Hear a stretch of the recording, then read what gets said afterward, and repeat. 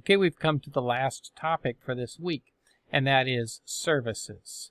Let's define what a service is. And many people, by the way, confuse services and processes. They are very different things. Services are simply applications like any other application. It's just a program that runs, and it runs in the background with no user interface at all. It is readable, though, and by definition it has to be readable by the service controller application, services.exe. So if this program can read it and it doesn't have a user interface, it is a service.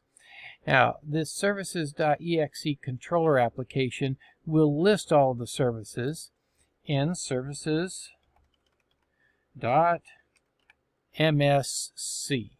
The services app. And let's go here, and here are the services.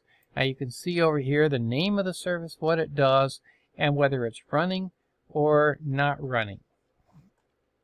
Here also is the startup type and a log on as thing here, and you notice that there are a couple of little differences in log on. So let's talk about these things.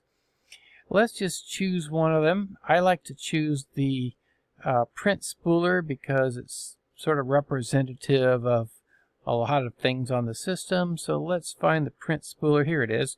Let's go ahead and right click on that and go down to properties. You'll notice that we have 4 tabs here.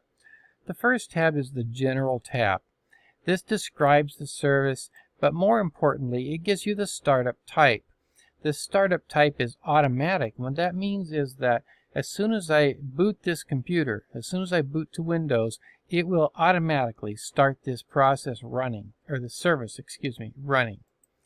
I also have one called automatic delayed start. If I choose that, it will not start up along with the boot up.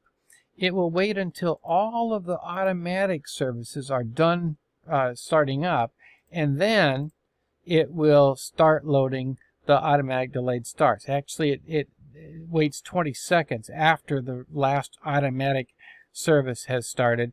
After that 20 seconds, then it begins loading the ones that are delayed start. This gets your computer up and running faster for those that are not critical things that you don't need right away. There's also a manual option. If I choose manual, I have to start it and stop it with these buttons down here. You can see it's running now, so I would have to hit stop, and then to start it I would have to hit start.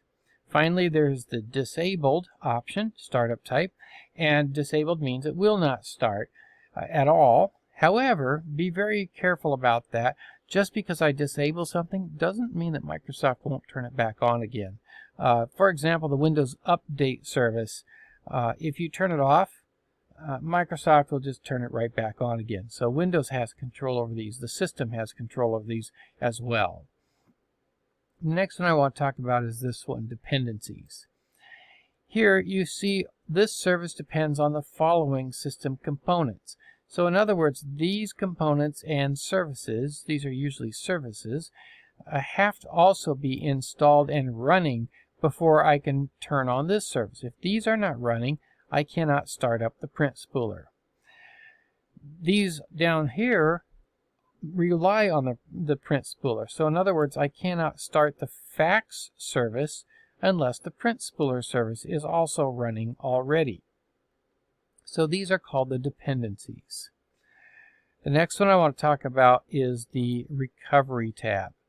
What happens if this service fails to start? Well, the first failure is going to try to restart it, and I have several options here. Take no action, restart, run a particular program, or restart the computer. So it's going to try to restart the service if it fails once. It's going to try to restart if it fails a second time. Subsequent failures, it's just not going to take any action. That means it's just going to boot normally. I can have it reset the fail account after a certain number of days, certain number of minutes, and then I can set enable actions for stops with errors, and I can set up different kinds of actions that I want to happen here. Now in this case, I would have to say run a program in order for these things to become active, and then I could choose a program that I want to run. when it fails to start after 2 times in this case. Finally, we have the Logon tab, and this is where normally the system itself will run these things, but if I want a service to run under a specific account, I can put that account name and password in here, and that service will run only with permissions from that account. So that is this logon as over here. Normally it's just local system or a network service, but you can set up an individual user. Sometimes in a corporation we'll set up what we call service accounts, and we'll say that that service account will be the one that will be allowed to run the services. It's not a great practice security-wise, but some companies like to do that. All right, that's it for services. I don't think I had anything else I wanted to talk about under services. Oops, I didn't mean to click that. Let's get back here again. I believe I covered it all. All right, oh yes, it would be good to read through on pages 147 to 150 in your textbook is a list of important services. You should at least kind of become familiar with what those are. You don't have to memorize them by any means.